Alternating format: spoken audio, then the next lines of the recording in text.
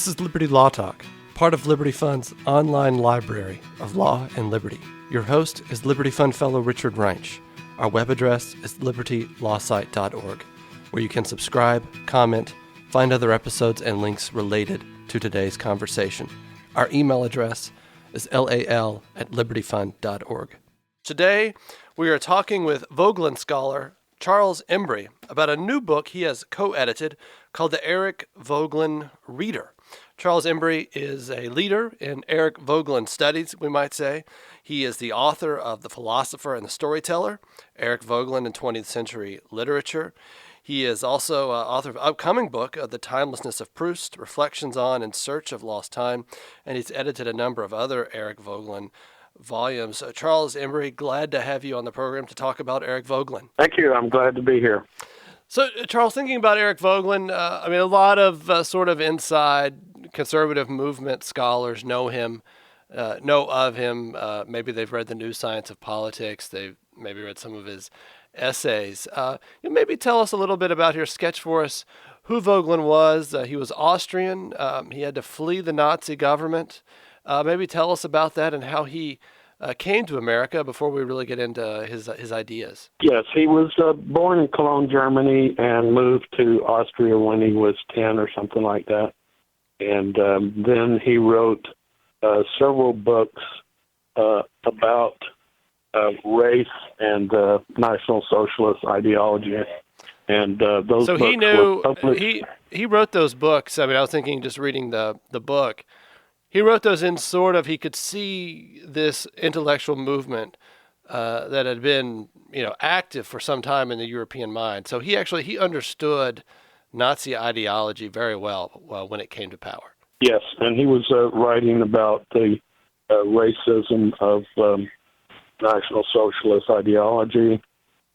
Those books got him kind of on a list, and then when the Nazis came to power, they targeted him, and those books were burned or in the warehouse or whatever. And then the Gestapo came after him in Vienna, and it's a very interesting story of how he escaped, because he had a contact in the State Department. They were giving him he had already taken it there to get a traveling visa, and the Gestapo came to his house and staked out the house, but he managed to get his passport and then fled to Switzerland. They posted guards at his house, and his wife knew that he had made it to Switzerland when the guards left, when the Gestapo. So a truly narrow escape from the Nazis. It's interesting there. So he had to leave his wife behind. Did they? I kind of thought it was interesting that they never really seemed to question her or try and use her as leverage against him. No, they never did. And then she followed him to Switzerland. In fact, he had a friend, journalist friend, who he had been sending money to Switzerland through that friend some way. And so he had funds in Switzerland when he got there. Yeah. No, that was interesting. So he gets to Switzerland, and then soon thereafter, maybe he makes his way to the United States. Yes, he has to wait, because the State Department couldn't figure out why he was, our State Department, couldn't figure out why he wanted to immigrate to the United States, because he wasn't a Jew and he wasn't a communist.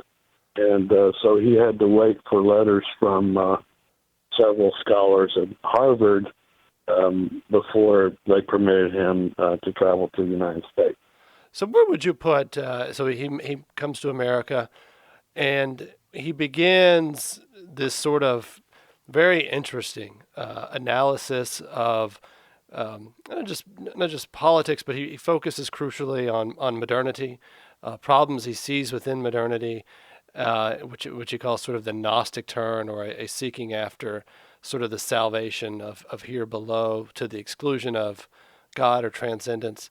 I think that's how most conservatives think of. There's the well-known phrase, don't immanentize the eschaton, which is attributed to Eric Voegelin. Which, Yes, right. I've heard since I was in college. But sketch for us, what was the intellectual achievement of Eric Voegelin? That's a pretty hard question to answer. I think that, for years he had been working on the history of political ideas, surveying all the literature of Western philosophy, and then he was offered the opportunity to give the Walgreen Lectures at the University of Chicago, which became the New Science of Politics. Yes. So the New Science of Politics is where he first introduced the term Gnosticism and in association with modernity. He was also on the cover of Time magazine as a result of that book. So I think he's maybe.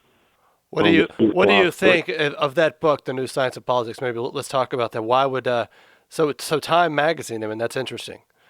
Obviously, what do you think they thought was so important in that book? I think the title of the article about him was called Joachim's Children. And what I think, I haven't read that article. Yeah. So what is the New Science of Politics about then? The New Science of Politics does several things, or attempts to do several things. The first thing it tries to do is to address the issue of political science and the need to restore political science to what he calls the principles, basic principles of political philosophy and of political science. And so he takes on the whole issue of the quantification of knowledge, of the impact of modern natural science on the social sciences, and points out that what that attempts to do is to eliminate transcendence from political science and focus on this world, the material world, and to transfer the notion of good and, what should I say, perfection to this world. So once he did that, he's looking at how that manifests itself in the history of political philosophy, and he goes back first to the Greeks and Christianity, and then he focuses on modernity in terms of Hobbes, and he traces the whole notion of Marxism, the three stages, and of socialism, Saint-Simon and Comte, to the three stages. He finds that in Joachim of Fiore, in which Joachim says there are three stages, and the final stage is going to be the stage of perfection in history. And that's where the whole notion of Gnosticism comes in. Okay. Then he looks at ancient Gnosticism and finds it in certain modern terminology. Now, ancient Gnosticism is not quite the same as modern Gnosticism. So what is later on? Go ahead. In fact, later on, he did not exactly reject Gnosticism as his analysis of modernity, but he doesn't dwell on that in his later thought. What he is essentially working with in his later thought is the whole notion of the nature of human consciousness as So the Gnosticism? Let's stick on that for a minute. What my understanding? I mean, why is this so significant? Why is this important that he chose this term and focused on it so much in his writing? Because Gnosticism focuses on absolute knowledge. Okay. And when he's saying Gnosticism, who is he attributing that to? Who's in that group for Voegelin? For modern Gnostics, Yes. Marx, Auguste Comte, Saint Simon. Why? Why? Because they are developing the three stages that he found in Joachim of Flora, and also because, that's a pretty difficult question to answer.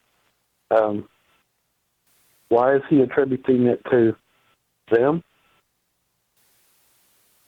The Comte and Saint Simon and Marx?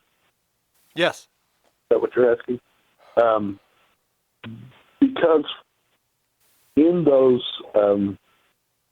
ideologies, the final stage is a stage of perfection, and it's perfection based upon human action. It is not in any way associated with the divine or the coming of the second coming of Christ or anything like that.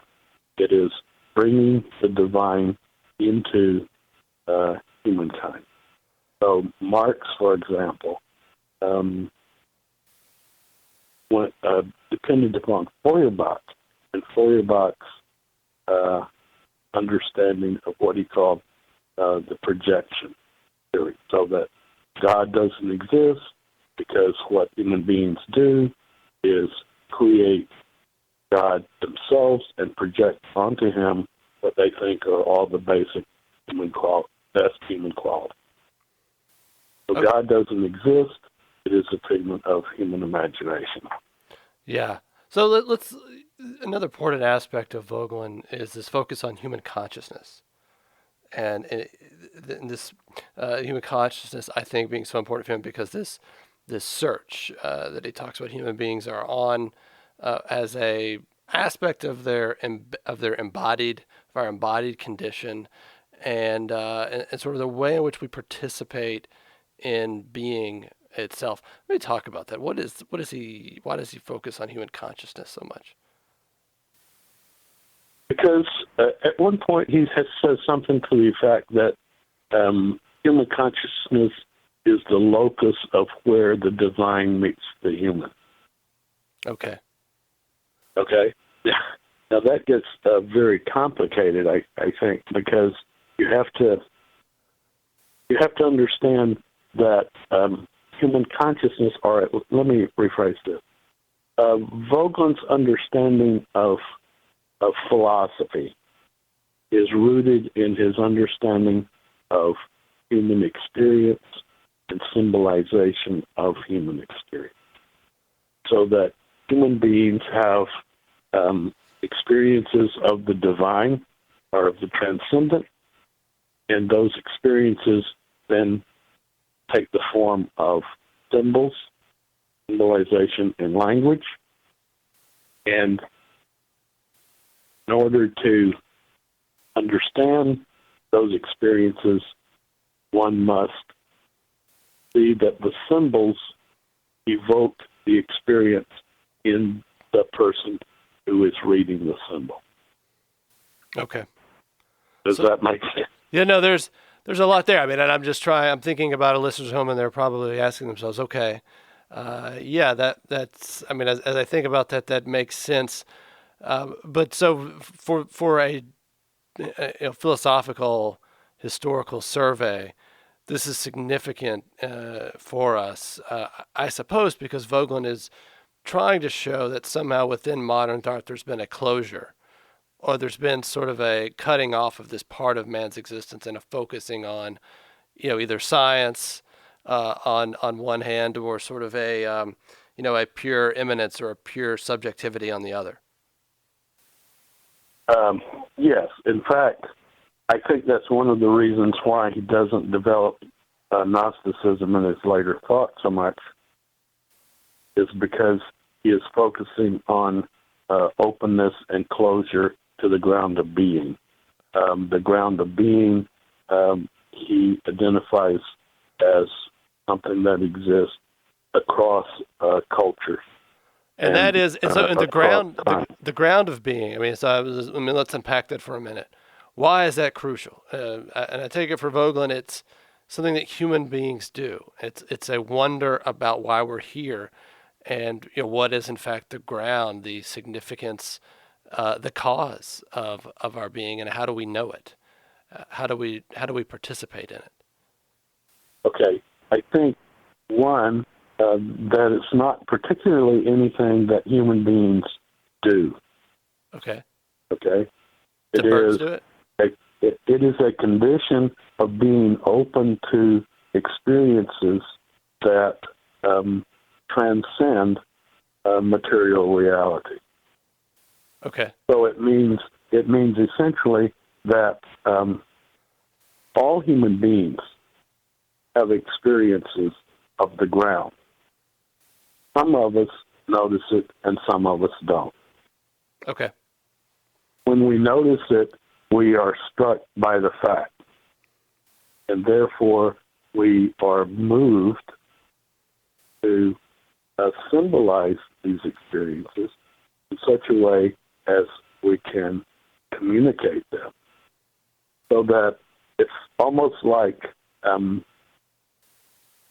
it's like the Christian notion of the good news. Mm-hmm. If you experience Christ on the road to Damascus, as Paul does, or Saul, you want to communicate that with other human beings.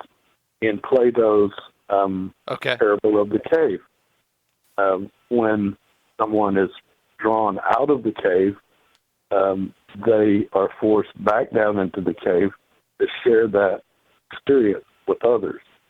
Elisandos, one of Vogel's students, said that experience is a transaction in consciousness. So that when we experience something that is greater than ourselves, that occurs in the consciousness of an embodied human being. Okay.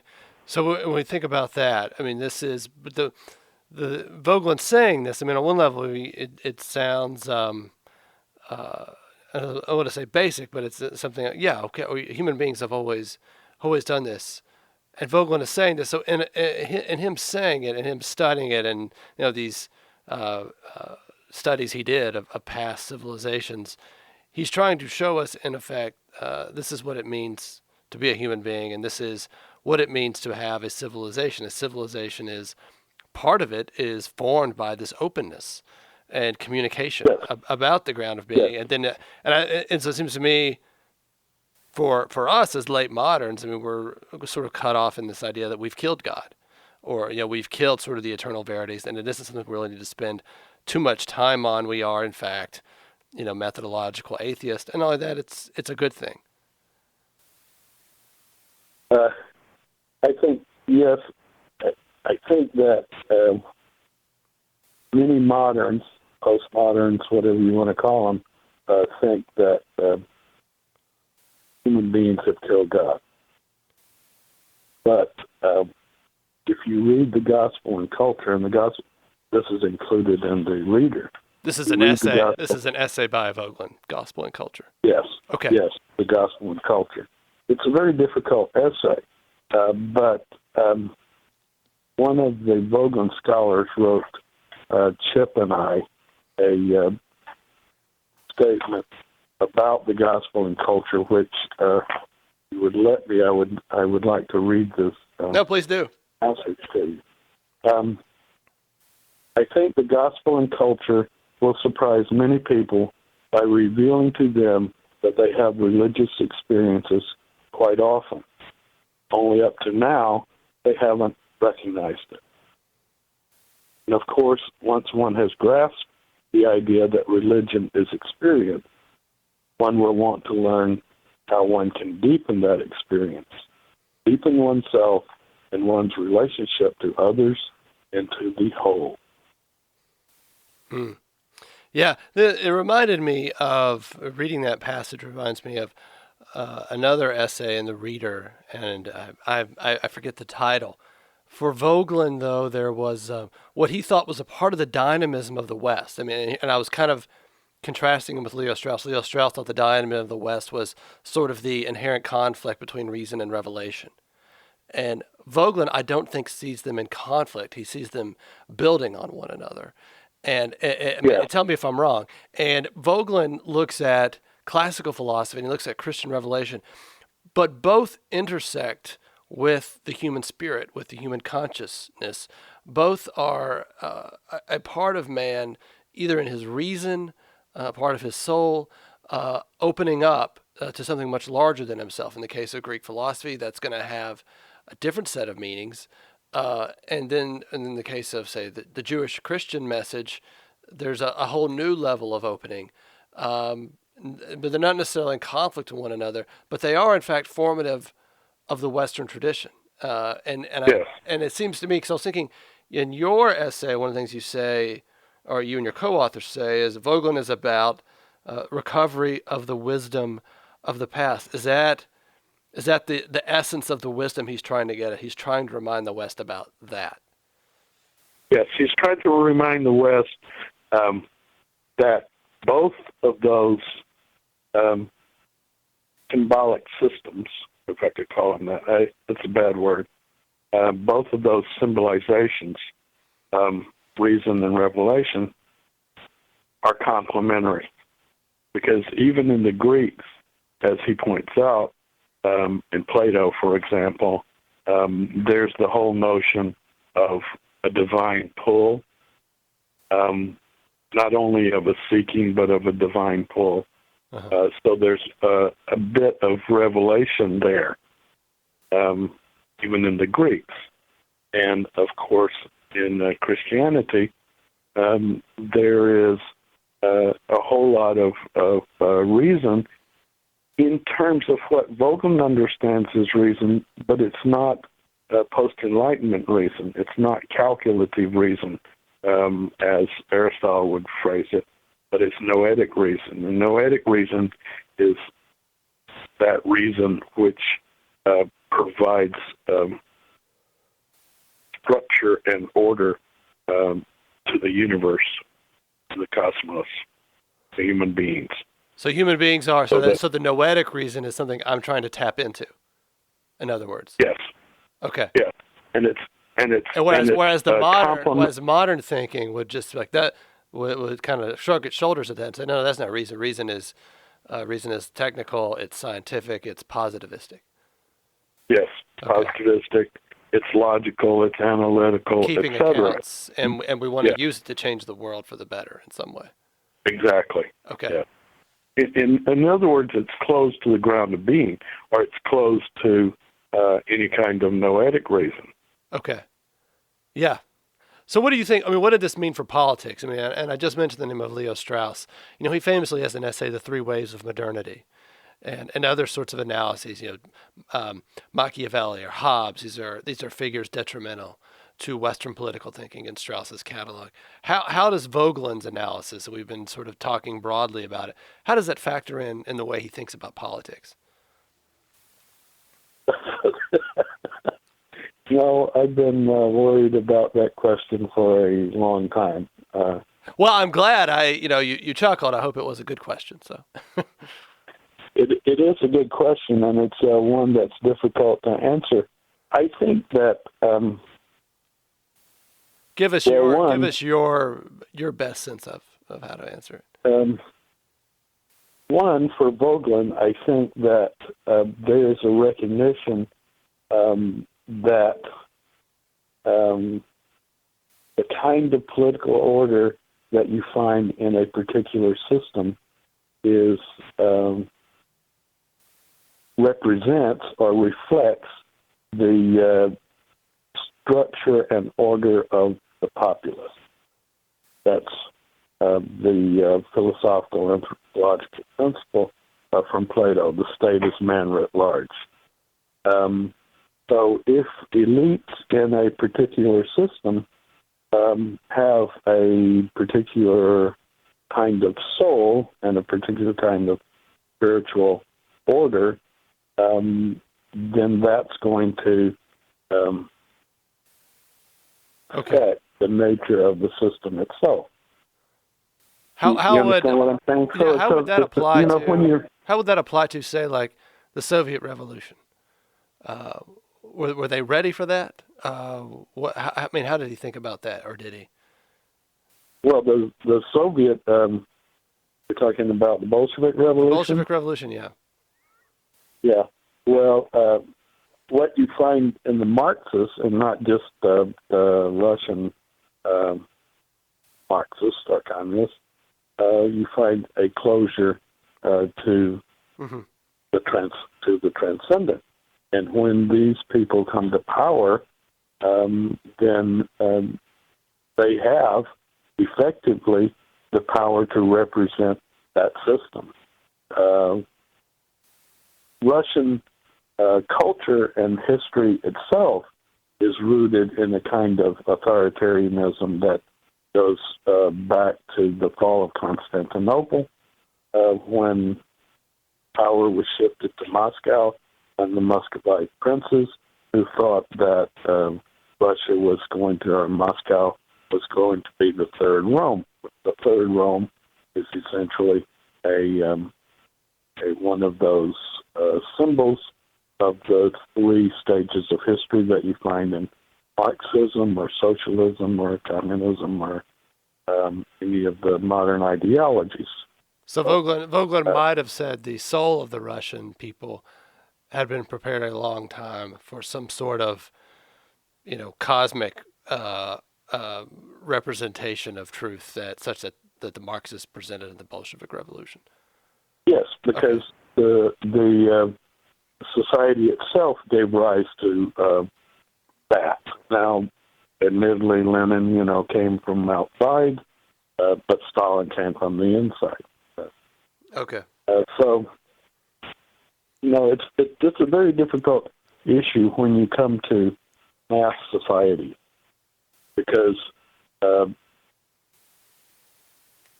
not all people are going to be ordered in their souls by the ground of being or transcendent experiences, or even by living according to the doctrines and symbols that have arisen from transcendent experience. Yeah. So when that happens in a country of 360 million people, with modern natural science having a substantial impact on people's consciousness about what is good. What is good is more wealth, more goods, more services, etc. Then the transcendent enter there, and the people who then, like Voegelin, who are not the rulers, have to find ways to experience transcendent and nurture that kind of understanding over time, so that individuals can order their own soul. How do we order our society according to experiences of transcendence? That's a difficult question. I don't know how to answer that question. It was interesting. There's a great essay in the Eric Voegelin Reader that I want to go back and reread, called "Necessary Moral Bases for Communication in a Democracy." That's one of the ones I was going to recommend to your readers to start out with. Yeah. No. I Talk think about that, because I think it does get at sort of how does one be democratic in a late modern democracy, in a late modern Western political order, and also thinking, I couldn't help but think of our own difficulties in dialogue and communication. Oh yeah, I mean, he focuses essentially on the whole notion of communication and types of communication in a democracy, and I could only recommend. I can't, go into details on this essay, but I think that it is one of the ones that is the most accessible in our reader, and he is reflecting on what's necessary to have moral communication in a democracy. It's very difficult. I think the second one. So let me ask you, what does he think is necessary? And what did he think was particularly lacking in our own democracy? Well, he thinks that. I haven't reread this essay recently, so I'm not. I'm going to be at a disadvantage here. He says that communication, in the substantive sense, is one of the great problems of the perennial philosophy. In the pragmatic sense, it has the purpose of inducing in the human target a state of mind that will result in behavior in conformity with the communicator's intention. In other words, this is propaganda and advertising. Yeah. And then there's communication as a kind of intoxicant. There's diversions, so that communication is encouraging people to avoid thinking and divert their lives into amusement. So what is essential for a moral communication, what he calls a substantive sense, is that it depends upon one, like I was talking about earlier, experiences of the ground or of transcendence, and attempts to persuade people to listen. Now, persuasion is a very difficult thing, as we know from Plato's dialogues. Persuasion uses language. It uses logic. It uses reasoning. It uses the dialectic. But there are several interlocutors in Plato's dialogue who say, well, I hear what you're saying, and I can't disagree with you, but you still don't persuade me. Mm-hmm. And when that happens, Plato resorts to myth or stories. That's why I think myths and stories are so important for Voegelin. That's why I've worked on literature in Voegelin. Because it's a question of the imagination is invoked as well as reason. So, communication, moral communication, depends upon that kind of persuasion. It's interesting listening to you. You can't use rhetoric. You can't use rhetoric as Plato pointed out, to persuade people. It doesn't work. So you have to get to the soul of the person. Now, how do you get to the soul of 360 million people? I don't know how to do that. So it seems to me what's lost, what one aspect here is there's a loss of authority of some kind. And so the repair is then to myth, to story, to imagination, to try and find a way to recover that and bring a lot of people together under one and help form them and shape them as a people again, which has been lost in sort of, because I think there's this other, maybe it's the essay on reason or the age of reason, and he sort of talks about the fallout of the loss of authority, and he goes through various thinkers within the modern period, and he shows how they're all trying to recover some sort of authority, and yet they never really do. In fact, they just sort of make the situation worse. They make it more intense, more warlike, more friction, and here we are. And so he kind of says, he kind of puzzles over what to do next, and I think it's this idea of the seeking again, of the seeking of what we've been talking about off and on the ground of being. Yes, and when you think of it that way, it can only occur in the consciousness of an embodied human being. It can't occur in a mass. Yeah.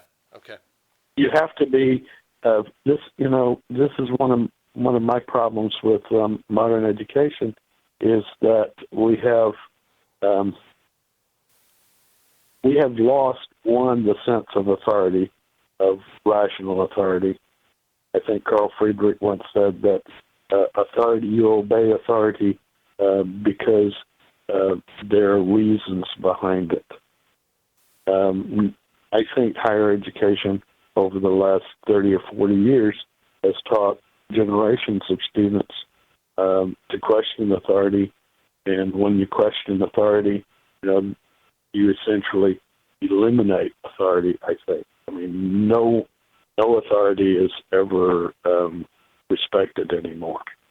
So that's, I think, one of the problems. The second problem is the media, and especially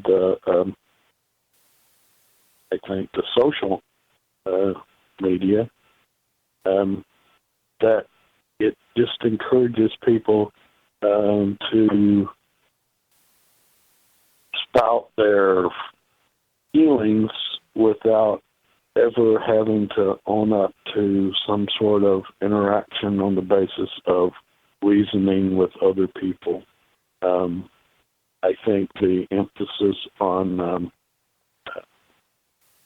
online education, the use of computers, etc., eliminates the essential role between the teacher and the student. You have to have that kind of face-to-face educational network in order to get at substantive communication, the moral bases of communication in a democracy or in any political system, for that matter. Yeah. So thinking about, just a question from my mind. For Voegelin, how did he see the loss of political liberty and personal liberty? And I know as all of these questions I know have multiple layers to them within Voegelin's scholarship, but how did he think about just overall the question or the problem of human liberty in the 20th century?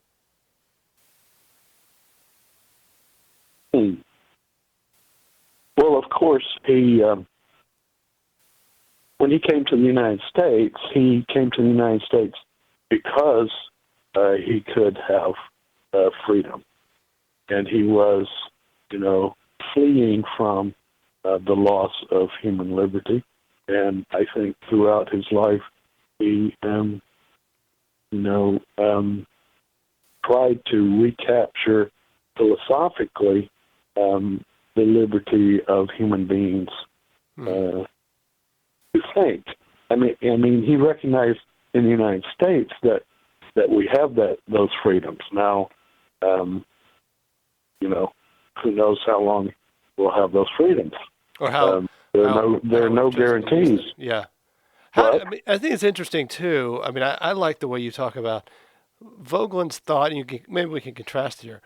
A current academic philosopher and what he thinks he's doing or she thinks she's doing versus what Voegelin thought the work of or the vocation of a philosopher was.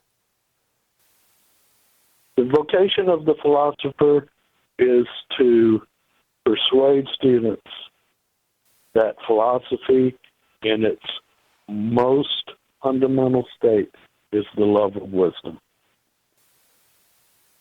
And how do you then persuade students that it is, you point out to them when they have experiences that are indicative of a transcendent reality, of a reality that is greater than ourselves. Now, that, is... You could also connect that up. Just think about the question. That is the face-to-face... Pardon me? Well, I was thinking you could also connect that back with, the question of liberty for Voegelin. That seems to me that sort of cultivation, the openness, the dialogue, that's an essential aspect of human liberty for Voegelin. Yes, yeah, exactly. But even when, freedoms are denied by the political system, let's say behind the Iron Curtain, for example, there still existed people who exercise the freedom to think. Now, they may have been persecuted, they may have been put in prison, they may have been sent to the Gulag, but this element of human nature never went away. So it was still for present. Voegelin, I mean, and I think this is a part of our discussion. For Voegelin, there is a human nature. Yes, there is a There's human nature. nothing. I mean, there's a human nature which can be appealed to and can always be employed in the recovery of wisdom. Whatever's going on, whatever madness is descending Yeah. upon you. Yeah. Yeah, people can be reminded Yeah.